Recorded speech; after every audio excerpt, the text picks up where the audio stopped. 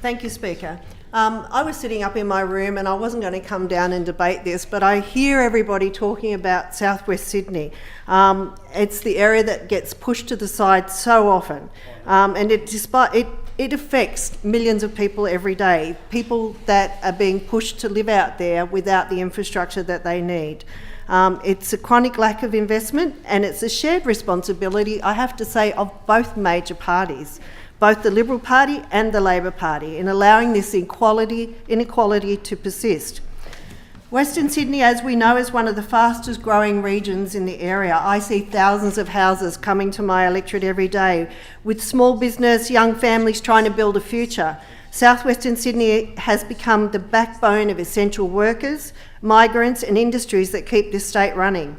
And yet for decades, not for the last year, not for the last 3 years, not for the last 15 years, infrastructure and investment have not kept pace with this growth. We see overcrowded public transport systems that just don't work. We see people forced for long, exhausting commutes. We had underfunded schools.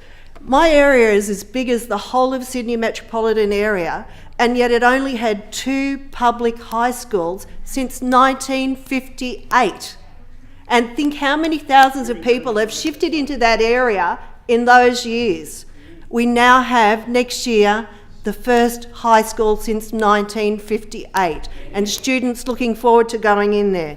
But I probably need another 2 high schools to make it fair, and I'll keep fighting for those.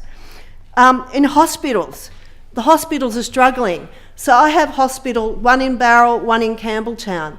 My people in Barrel have to travel 80 kilometres to get their chemotherapy treatment. People are travelling down to the Illawarra, to Bankstown, to Campbelltown and to Liverpool. Why are we having thousands of people live there without the ability to have some chairs in our local public hospital to be able to get these very critical services? I've just had the local community have 9,000 signatures to try and get some of these basic services delivered to them. People need those services closer to home. People shouldn't have to travel for hours just to earn a living. And this is not a new problem, as I said, and that's exactly the point. Both Liberal and Labor governments have had the opportunities, many opportunities, to address these gaps in a meaningful long-term way.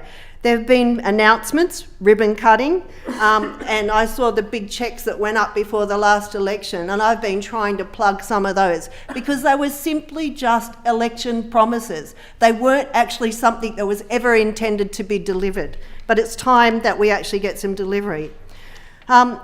We can't just keep doing and making promise on election cycles. We need genuine long-term planning. And I look forward to working with both sides to deliver for my community. I'm just really, really sad that we're in this situation, and I guess that's why you're seeing the rise of independents that are being able to work with government or opposition or whoever's in place to actually get real delivery on the ground. I thank the government for what they've done. I hope the opposition take note of the lack of the services in southwest Sydney. I still remember to this day signing up for university, and in the day somebody looked over my shoulder and went, "Granville, how did you get here?" Because people think the people of Western Sydney are second class, and we're not. We are the backbone of New South Wales.